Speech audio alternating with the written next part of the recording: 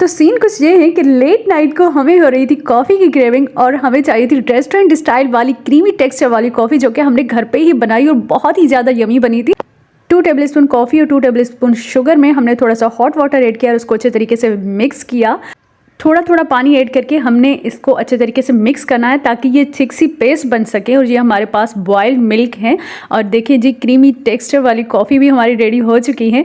इस टेक्सचर में इसकी कॉफ़ी को आप फ्रिज में रख सकते हैं, 8 दिनों तक आप इसे यूज़ कर सकते हैं। अगर आपका दिल चाहे तो आप इसमें गर्म मिल्क ऐड करके हॉट कॉफ़ी बनाएं। अगर आपका दिल चाहे तो आप इसमें ठंडा ठंडा मिल्क ऐड करें और आइस क्यूब ऐड करके कोल्ड कॉफ़ी भी बना सकते हैं। और ऊपर से थोड़े से हमने क्रीमी टेक्सचर ऐड किया और उसके बाद इसमें हमने थोड़ा सा चॉकलेट सिरप या फिर आप कॉफ़ी भी ऐड कर सकते हैं ताकि दिखने में भी यमी सा और रेस्टोरेंट स्टाइल सा लगे। तो जी मज़ीद रेसिपीज़ के लिए मुझे फॉलो करें इंस्टाग्राम पे और मेरे यूट्यूब पे, लिंक इन डिस्क्रिप्शन। अल्लाह हाफिज़।